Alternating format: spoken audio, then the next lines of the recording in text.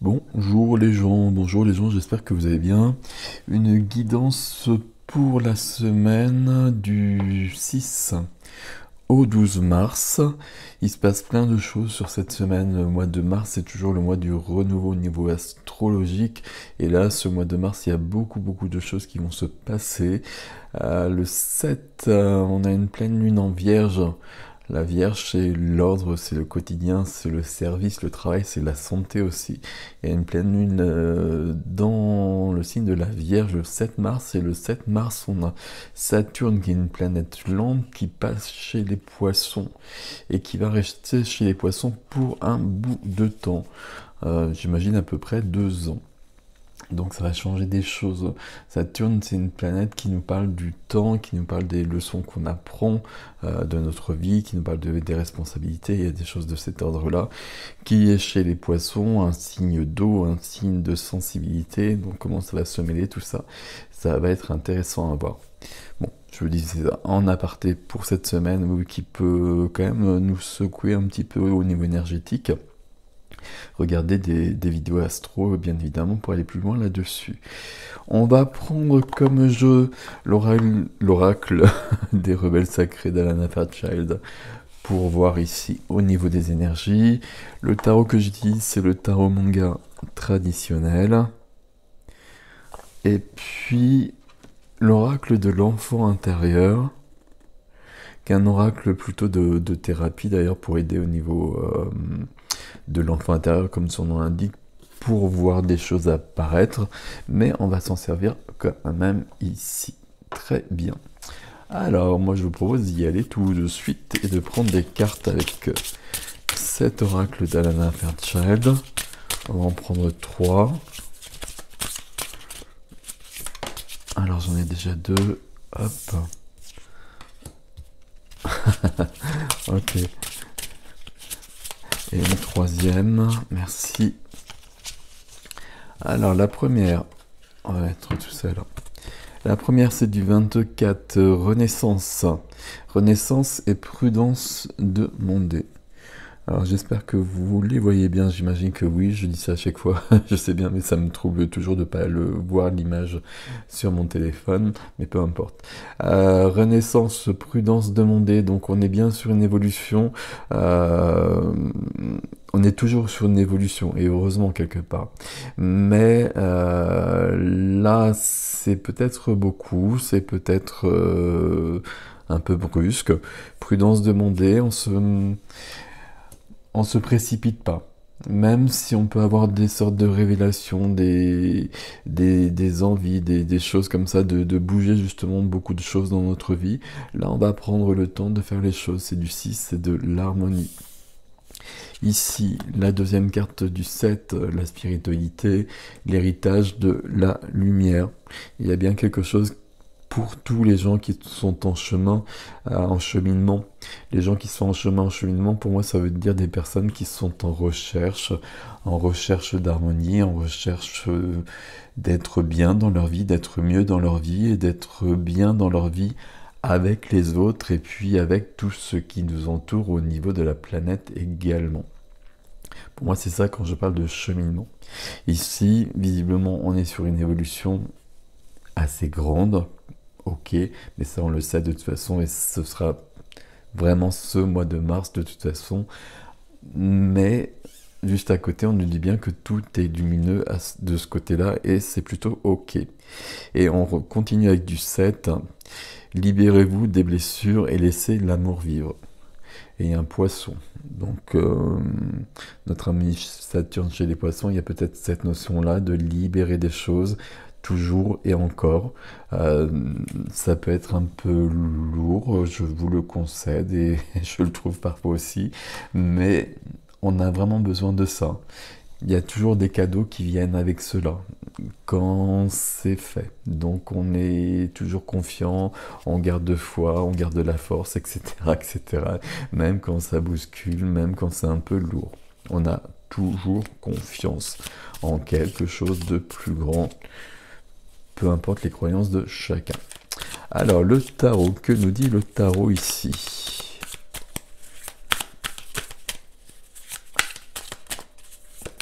Alors, du 7. Le 7, c'est le chercheur, c'est la personne qui a besoin de comprendre, qui cherche des réponses, qui cherche des réponses à tous les niveaux. D'un point de vue intellectuel, probablement dans un premier temps, et puis d'un point de vue plus subtil, plus spirituel, peut-être dans un deuxième temps. Les deux qui se rejoignent et qui vont se compléter. Ok, hop. Et je sais pas lequel. Waouh, ok, ok. Et ici un as de coupe. L'as de coupe, c'est vers où on va. C'est ce qu'il faudrait trouver dans l'idéal. C'est de l'amour, c'est du bien-être, c'est un renouveau, hein, c'est un as, donc il y a bien ce commencement. Dans plus de lumière quelque part, j'ai presque envie de dire ça comme ça. Plus de lumière, plus d'amour, mais d'un point de vue général. Ok, ça peut être aussi une rencontre l'as de coupe éventuellement, mais vu qu'on est parti sur des guidances très spirituelles comme d'habitude, on va rester sur cette zone-là. Ici, j'ai deux cartes pardon, de bâton et une carte de coupe. Ce qui aide ici, c'est... Enfin, non, pas ce qui aide, l'énergie première, justement. L'énergie première, c'est le 7 de bâton. Le 7 de bâton, c'est... Il y a des obstacles qui sont là. Renaissance, prudence demandée. Il y a des obstacles qui sont là, c'est pas si... Bah, ça va prendre l'importance qu'on leur donne, justement. C'est peut-être pas si important que ça, et surtout, on a vraiment les ressources pour les dépasser. C'est une carte qui va demander à s'affirmer dans sa lumière, s'affirmer véritablement, pas s'affirmer en portant des masques par exemple pour déjouer ce qui vient à nous. Là, on va utiliser pour dépasser ça qui on est vraiment profondément. Ok, et puis on dépasse tout ça, on va plus loin, on avance ici. Ok, parfait. Ce qui vient nous aider, c'est le 10 de bâton. Donc là, on voit bien qu'en effet, il y a quelque chose qui est lourd dans notre vie. Il y a de l'épuisement peut-être aussi, il y a de la fatigue probablement due à cela. Ça peut être vraiment quelque chose de très concret lié à l'activité. Euh, Ça peut être du relationnel qui est trop lourd, hein, j'ai gardé ce terme-là, c'est la carte du fardeau. C'est du 10, donc c'est aussi du 1, donc c'est déjà le renouveau, on a dépassé le 9, on a commencé un nouveau cycle, mais pour que ce nouveau cycle soit très présent et soit de plus en plus présent, puisse commencer réellement, il faut déposer les fardeaux, le fardeau, on va le mettre au singulier, c'est un peu mieux, le fardeau que l'on porte dans sa vie, et je pense qu'on en a tous d'une manière ou d'une autre. La carte qui freine, qui est freinée en tout cas, qui bloque le 5 de coupe. Le 5 de coupe ici est par rapport à notamment cette notion de fardeau. Ce poids que l'on porte ici, j'ai l'impression qu'on veut peut-être pas tant que ça le poser. Peut-être parce que par exemple on peut avoir vécu des choses qui nous plaisaient beaucoup. On a pu... Que ce soit, par exemple, j'ai pris l'exemple d'une activité ou d'une relation, on a pu vivre, si j'arrive à parler, des belles choses. Et puis, on espère, là, ça va plus, visiblement, puisqu'on est arrivé sur quelque chose de trop lourd pour nos épaules.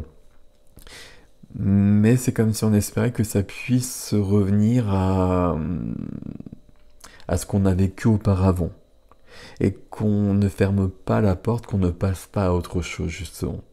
5 de coupe, ici, on est vraiment dans le passé, on est dans des regrets, des remords. 5 de coupe, il y a toujours un deuil, d'une manière ou d'une autre, à faire pour aller vers demain et pour créer notre présent. Toujours les deux coupes, mais qu'on ne voit pas justement parce qu'on est en train de se pencher sur le passé, on est en train de se demander comment réparer une situation éventuellement, alors que cette situation peut peut-être pas justement être réparée. Et si elle ne peut pas être réparée, c'est qu'elle doit cesser, on doit passer à autre chose. Ok, on a bien la même chose au niveau de l'oracle et du tarot. Il y a une avancée, Il y a des choses à libérer d'une manière ou d'une autre, et vous le prenez comme ça résonne pour vous, bien évidemment. Et puis avec quelque chose qui semble freiner, mais ce qui semble freiner, ça vient de soi plutôt qu'autre chose. Ok. Comme s'il y avait quelque chose dans notre vie qu'on ne voulait pas lâcher. Vraiment, ça peut être un peu tout, hein. Une activité, puis on n'a pas envie de passer à autre chose. Une relation, et puis on espère que ça va revenir à ce qu'on a pu vivre par le passé. Sauf que visiblement, là, on nous dit que non. Ou même si on pouvait, cette relation pouvait reprendre des forces, je sais pas si peux le dire comme ça, on a quand même besoin de faire un deuil. De faire un deuil de ce qui a été vécu pour ouvrir une nouvelle porte et ouvrir des nouveaux lendemains. Peut-être dans le cas d'une relation avec la même personne. Mais en tout cas, le passé est passé. On passe à autre chose. Non, celle-ci. Je vais en prendre 3 ici, on va voir ce que ça nous donne. Hop. Et on en prendra peut-être plus. Hop. Besoin de créer, très bien ça ici. Besoin de créer. Il y a des petits symboles, c'est un oracle, c'est un jeu très intéressant justement pour travailler sur soi et pour travailler son enfant intérieur. Besoin de créer, c'est quelque chose qui est présent, qui est toujours présent, c'est quelque chose qui permet d'évoluer, c'est quelque chose qui permet d'avancer, c'est quelque chose qui permet de libérer. Écriture, peinture, jardinage, peu importe quoi. Mais c'est d'être dans... de lâcher le mental, d'être dans le cœur, d'avoir les mains dans la terre peut-être, les mains dans la peinture. Il y a cette notion d'être en contact direct avec la matière et de transformer la matière et de retrouver justement quelque chose qui vient de l'enfance, de cette joie de pouvoir créer sans le mental justement. Le mental qui peut nous dire que ben non, je sais pas faire, etc., etc. Si, il n'y a pas de souci par rapport à ça. Si j'en ressens l'envie, je le fais. Et avec cette carte, si j'en ressens pas l'envie, je le fais aussi. Ok, besoin de créer. Deuxième carte, je protège. Je protège autour de moi.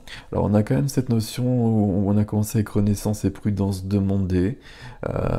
Peut-être besoin de protection, besoin de protéger ses énergies autour de soi aussi, comme on le voit sur l'image. Ici, ça me dit que visiblement les énergies vont être fortes. Mais en même temps, vu ce que je vous ai dit au tout début, et notamment avec une pleine lune qui est toujours, qui nous remue toujours d'une manière ou d'une autre, ici on va se protéger. Se protéger, ça veut dire, c'est ce qu'on a juste après, prendre soin de soi, ça veut dire ralentir le rythme le plus possible, comme on peut le faire justement. Ça veut dire simplement manger comme il faut, boire beaucoup d'eau, pour que ce qui doit partir parte, ce qui doit venir vienne, que le corps soit informé, qu'on puisse aider le corps le plus possible, si j'y arrive aussi déjà. C'est pas le plus facile, c'est pas le plus facile pour moi non plus, je vous le cache pas. Mais ici, toutes les énergies passent par le corps, ça demande beaucoup, beaucoup au corps, donc on prend soin toujours du corps. Et notion de protection, notion peut-être particulièrement dans le début de la semaine, plutôt d'être dans un cocon, d'être en soi, de rester en soi. Pas de précipitation, ici on prend soin de ses énergies. Troisième carte, besoin de soin. Besoin de soin, ici je protège mes énergies notamment. Besoin de soins ici, il y a bien quelque chose qui est un peu lourd, comme toujours. Il y a des blessures ici, l'amour semble bloqué d'une certaine manière. Il y a une sorte de deuil qui n'est pas fait. Il y a un passé qui est trop présent, on va le dire comme ça. Il y a un poids que l'on porte ici, c'est ce poids qu'on doit déposer. ce poids qu'on doit déposer, et je peux vraiment employer le terme, le verbe devoir, même si c'est un tic de langage. On peut avoir besoin de demander de l'aide à une autre personne si on voit qu'on n'y arrive pas, si on voit qu'on tourne en rond sur la même chose depuis un bout de temps. Là, on peut aller voir quelqu'un, plein de possibilités, psychologue, sophrologue, énergéticien, etc., etc. Beaucoup de possibilités. On va demander une autre carte ici au petit oracle de l'intuition. Peut-être un conseil, quelque chose de cet ordre-là. Alors, on va juste en prendre une ici. Alors, qu'est-ce que c'est ici? La loi de l'attraction. Enfin, non, c'est l'attraction, pardon. Ok. La gentillesse et ton écoute nourrissent ton charisme et attirent la sympathie. Reconnais ce pouvoir naturel et entre dans la magie où l'abondance s'enracine. Je vous relis parce que je l'ai mal lu. L'attraction, attraction. La gentillesse et ton écoute nourrissent ton charisme et attirent la sympathie.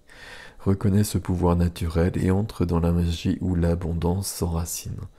Je vous le montre, j'espère que vous pouvez le lire si vous mettez sur pause. Il y a vraiment quelque chose ici de créer l'énergie que l'on souhaite vivre. Là, je suis en train de faire un soin sur la gratitude. La gratitude, ça permet vraiment aussi, comme l'attraction, de changer nos énergies, d'élever nos énergies. De remercier pour ce qu'on a et de remercier pour ce qu'on a justement quand ça va pas. Parce que remercier pour ce qu'on a quand tout va bien, c'est facile, bien évidemment, mais remercier son corps, remercier pour son corps quand on a des problèmes de santé, remercier pour ce qu'on a quand on est dans le manque, c'est beaucoup plus subtil, c'est un peu plus complexe, on va le dire comme ça, mais pourtant c'est ça qui permet de créer un autre rythme, une autre énergie et de passer d'un cercle vicieux à un cercle vertueux. Donc voilà, normalement ça va être aujourd'hui ou demain, donc ce sera fait quand vous verrez cette vidéo, j'imagine. Voilà mes amis pour cette semaine qui va bouger visiblement, toujours pour nous emmener plus loin. C'est le moment de toute façon sur ce mois de mars entre les mouvements planétaires. À la fin du mois de mars, le début de l'année, l'équinoxe, le Pluton qui arrive le 23 mars chez le Verseau.